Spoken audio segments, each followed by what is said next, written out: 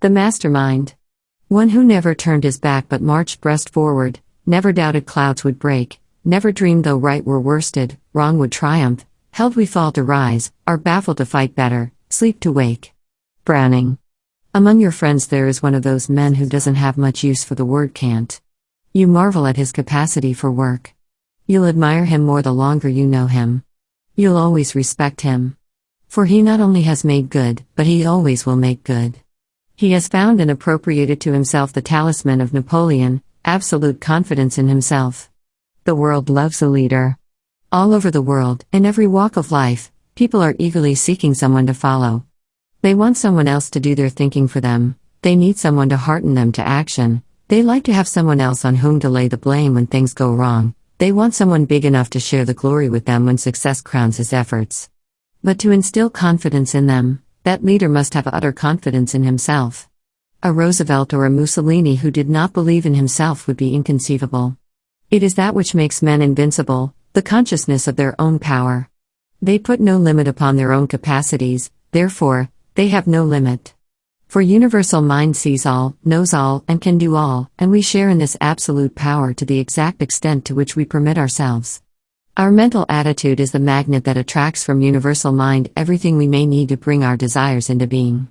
We make that magnet strong or weak as we have confidence in or doubt about our abilities.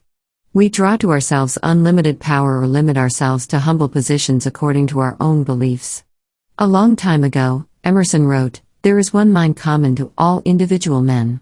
Every man is an inlet to the same and to all of the same. He that is once admitted to the right of reason is made a freeman of the whole estate. What Plato has thought, he may think, what a saint has felt, he may feel, what at any time has befallen any man, he can understand.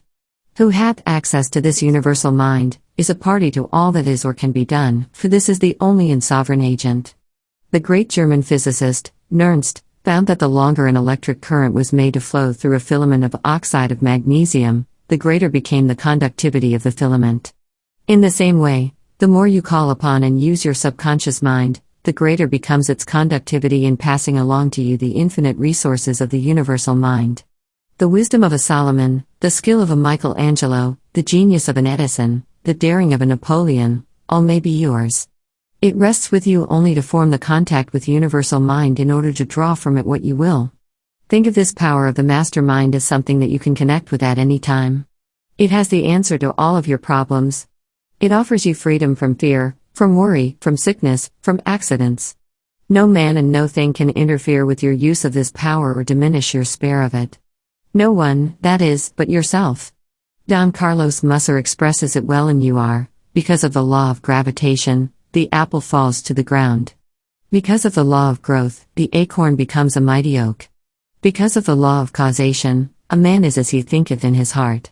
Nothing can happen without its adequate cause. Success does not come to you by accident. It comes as the logical result of the operation of law. Mind, working through your brain and your body, makes your world. That it is not a better world and a bigger one, is due to your limited thoughts and beliefs.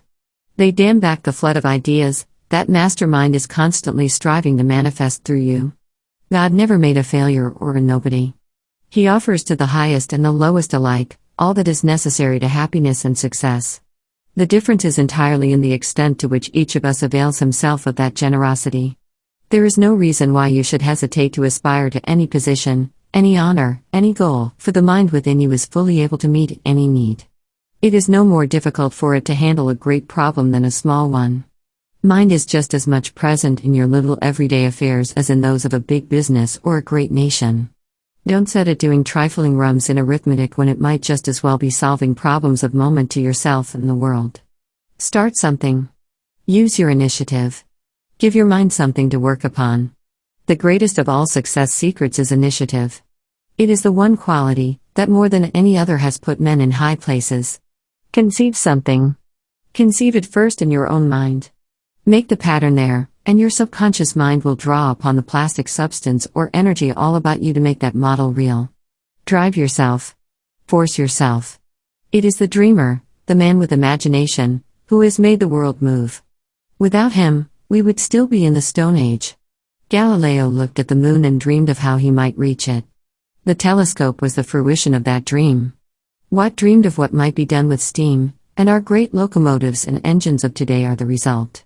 Franklin dreamed of harnessing the lightning, and today, we have man-made thunderbolts. Initiative, plus imagination, will take you anywhere.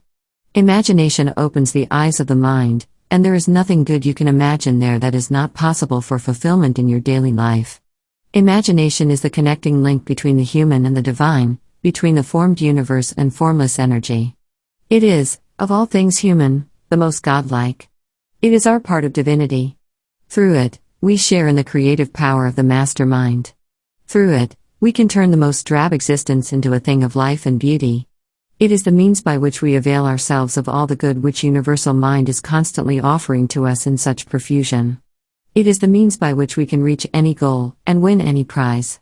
What was it that gave us the submarine, the airplane, wireless, electricity? Imagination.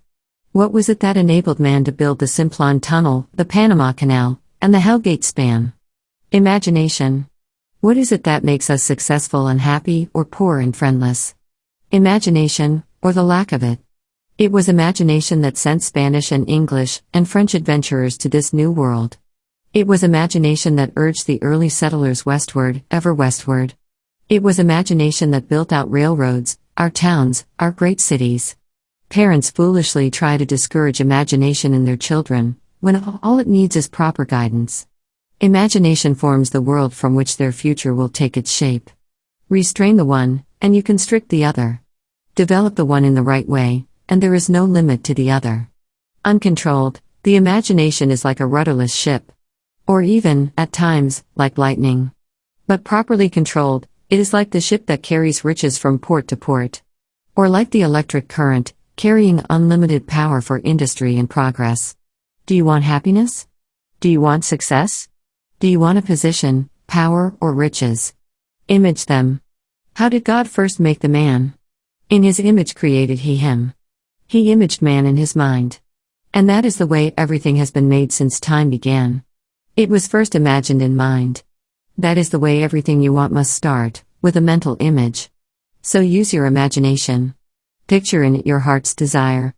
Imagine it, daydream it so vividly, so clearly, that you will actually believe you have it. In the moment that you carry this conviction to your subconscious mind, in that moment your dream will become a reality. It may be a while before you realize it, but the important part is done. You have created the model. You can safely leave it to your subconscious mind to do the rest. When Jesus adjured his disciples, "Whatsoever ye desire, when ye pray, believe that ye receive it," he was not only telling them a great truth, but he was teaching what we moderns would call excellent psychology as well. This belief is what acts upon the subconscious mind. It is through this belief that formless energy is compressed into material form. Every man wants to get out of the rut, to grow, to develop into something better. Here is the open road, open to you whether you have schooling, training, position, wealth, or not. Remember this, your subconscious mind knew more from the time you were a baby than is in all the books in all the colleges and libraries of the world. So don't let lack of training, or lack of education, hold you back. Your mastermind can meet every need, and will do so if you give it a chance. The apostles were almost all poor men, uneducated men, yet they did a work that is unequaled in historical annals. Joan of Arc was a poor peasant girl, unable to read or write, yet she saved France. The pages of history are dotted with poor men, uneducated men, who thought great thoughts, who used their imaginations to master circumstances and became rulers of men. Most great dynasties started with some poor, obscure man. Napoleon came from a poor, humble family. He got his appointment to the military academy only through very hard work and the pulling of many political strings. Even as a captain of artillery, he was so poverty-stricken that he was unable to buy his equipment when offered an appointment to India. Business today is full of successful men who have the rudiments of ordinary education scarcely. It was only after he had made his millions that Andrew Carnegie hired a tutor to give him the essentials of an education.